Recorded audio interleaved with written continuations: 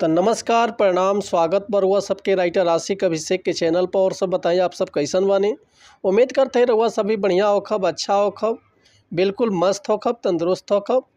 तो रउआ सबन खातिर लेके आ गइल बनी बिल्कुल दर्दनाक, बिल्कुल ब्लास्ट, बिल्कुल खतरनाक मैटर। भोजपुरी पारंपरिक दुनिया के सच्चाई निर्गुण भजन लेके आ गइल बनी रउआ सबन खातिर। उम्मीद करते रउआ सबके बेहद पसंद आई।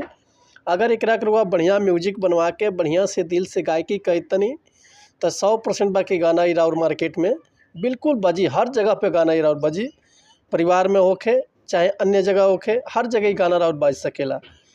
तो ये से कहल चाहब रउआ सबन से कि रउआ अगर हमारा चैनल पर आ गइल बन तो रउआ सबके निराश भइले के जरूरत नहीं है।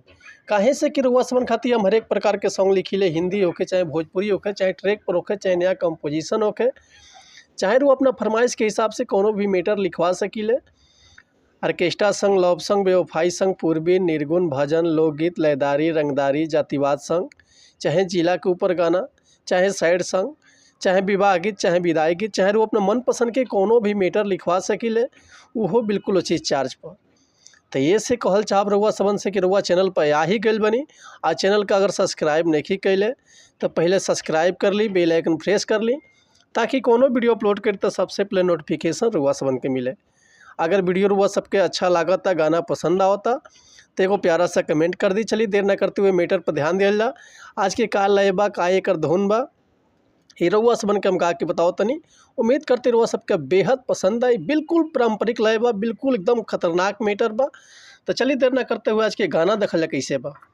कि हाँ कुछ न तो हरे हमार बावे हो, मोहा माया की दुनिया बाजार बावे हो। ए भैया, ये दुनिया के सच्चाई बा कि केहू ना कुछ चीज़ लेके आइल बा ना लेके जाई, ना केहू के कुछ बा आ ना केहू के रहल बा ना रही। यही से कहे बा कि यहाँ कुछ न तो हरे हमार बावे हो, मोहा माया की दुनिया बाजार बावे हो। झूठों के प्यार यहाँ पैब हो,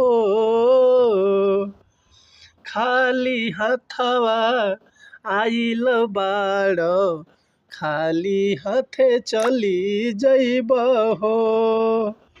खाली हाथे आइल बाड़, खाली हाथे चली जइब हो। यहाँ कुछ न तो हरे हमार बावे हो, मोहा माया की दुनिया बाजार बावे हो। झूठों के प्यार यहाँ पैब हो, खाली हाथे आइल बाड़, खाली हाथे चली जइब हो। तो उम्मीद करतनी मैटर रउआ सबके बेहद पसंद आयल होई। अगर ये गाना के रउआ फुल लिखवाल चाहतनी, चाहे एकर म्यूजिक बनवाल चाहतनी, चाहे रिकॉर्डिंग करवाल चाहतनी, तो बेहिचक कॉल या व्हाट्सअप कर सकीले। लेकिन एक और बात रउआ सबसे कहल चाहब कि अगर हमारे गाँव में कहीं मिस्टेक होता तो भी क्षमा चाहतनी। ऐसे कि हम तो गायक ना, हम तो राइटर रउआ सबन के खाली बता सकीले, समझा सकीले। तब मिलत है नेक्स्ट वीडियो में कुछ नया गाना, कुछ नया धुन, कुछ नया कंपोजिशन लेके। तब तक के लिए अनुमति चाहब। नमस्कार प्रणाम, जय हिंद, जय भारत, जय भोजपुरी समाज, हर हर महादेव।